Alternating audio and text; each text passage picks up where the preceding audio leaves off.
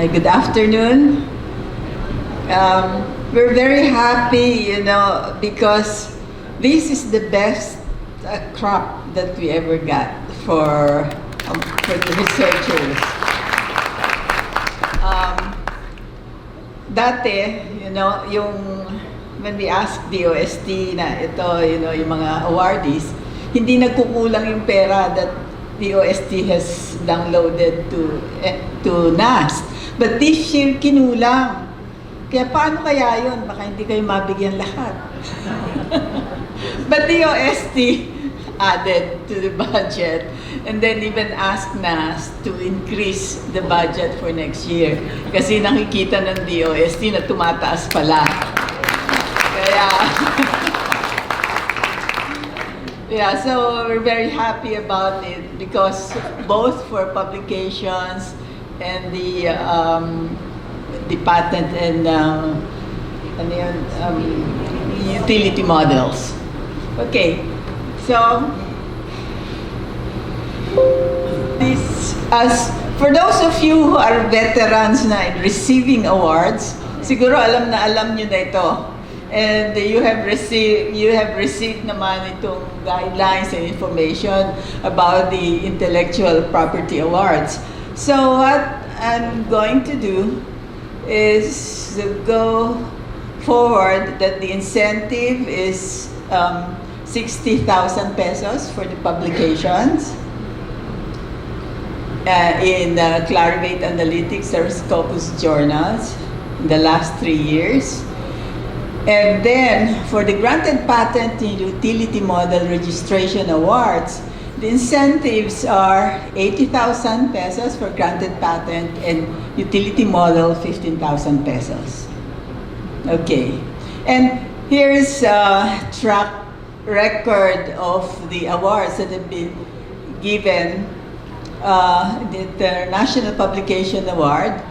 And I don't know if you can see this, medyo mahina yata ito. Ito, institutions here where ang daming matataas yung bars, and then this one, PNRI, ang taas din ng bar. This is FNRI, and then this one is PNRI. We hope the other institutes can likewise have higher bars in the succeeding years. So this year, parang pinakamataas, ito, PNRI, ito yung FNRI.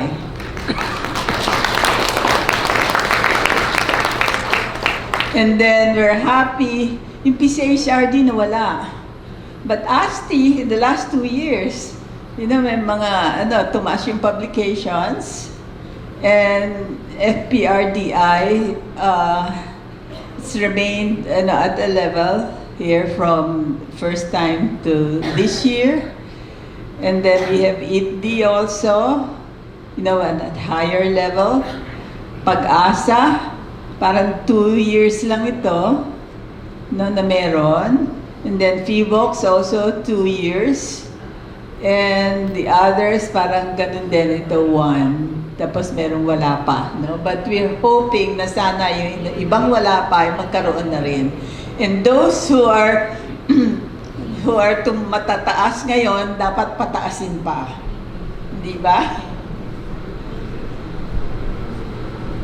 And in terms of the utility models, ito rin. Sino ang pinakamatataas for, teka, ngayon ba yung green?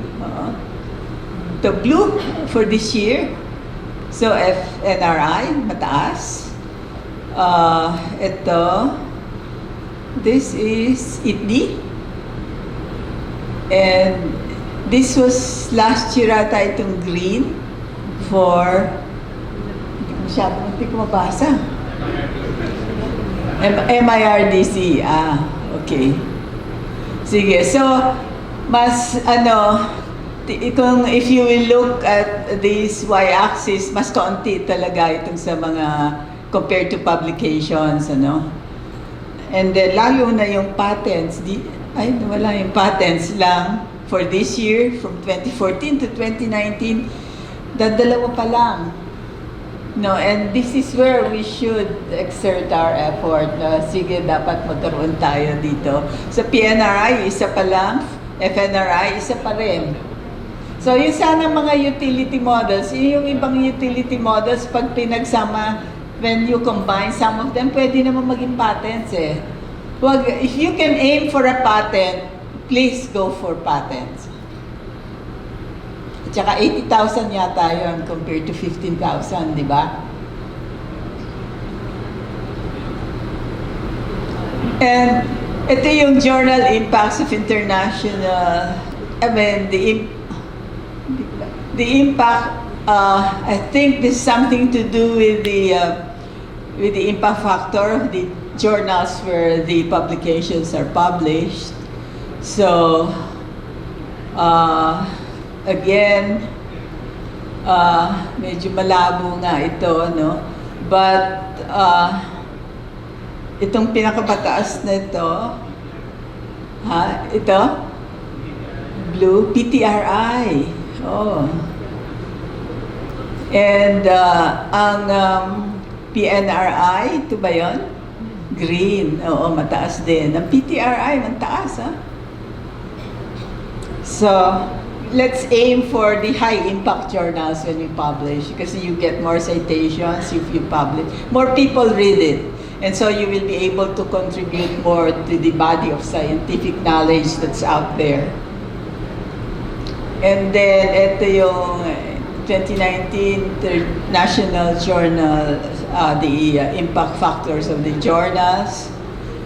And so, ang pinakamataas is impact factor is 4.5, 4.3, and then the rest are below 1. Ito yung sa PTRI, okay? And then sa FNRI, the highest impact factor is 6 point something, and then you have 4.17 and 3.5. So, ayan. So let's, it's nice that we have quite a lot now in the higher impact factor journals. Tapos, ito yung PNRI, the highest impact factor is 4.51, 4.40. And I noticed that for PNRI, it's published more in different types of journals. So, depende sa applications. And ITD, medyo, these are lower impact factors, 2.51 and 1.72. And ASTI, isa lang, 3.17, etc. No? Okay, wala nga. This is it. Okay. Wala. Ayaw na. But anyway, let me just introduce the members of the Board of Judges. And some of them have been with us for quite a while. So among the members of the Board of Judges are Academician Salcedo Eduardo of UPLB, I think veterinary medicine for his researches on parasites of livestock population, particularly on basic aspects of helminthology. Then there's academician Glenn Gregorio, who is now the CIRCA director. So he's worked for many years at the International Rice Research Institute. Then we also have academician Rafael Guerrero, who is retired, formerly a director of Picamard. And then academician Guillermo Tapios, who is a professor at the Department of Engineering, and his expertise is in hydrology. Then we have Evelyn May Mendoza here, who is Professor Emeritus at the Institute of Plant Breeding, has done a lot of significant work in plant biochemistry.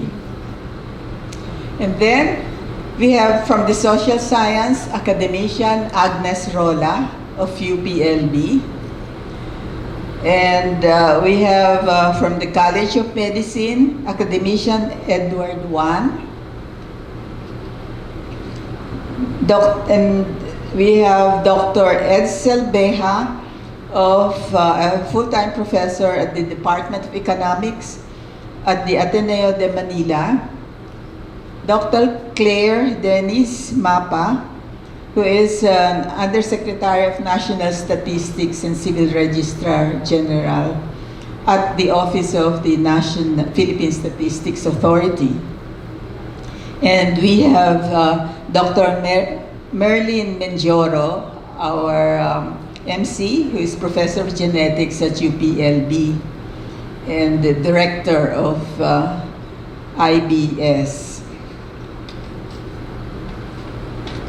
Then the 12th is Dr. Edsel Maurice Salvana, who is Director of the Institute of Molecular Biology and Biotechnology at NIH of UP Manila.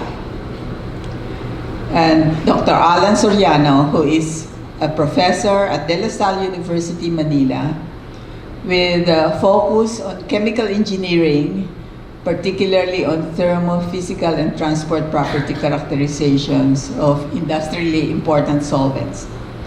Okay, so as you see, the members of the Board of Judges, it's multidisciplinary. Kaya kahit ano yung field mo, at least merong makakaalam, about your publication. And if it's outside our expertise, we refer the paper. Kung hindi kami makadecide, we refer them to others who has expertise in the field. Okay. And as for the patents and utility models, the Board of Judges members of the board are academician Victor Amoroso, who is taxonomist, a field biologist, Professor Emeritus at the Central Mindanao University. There's Dr. Reynaldo Ebora, who is Executive Director of PICARD.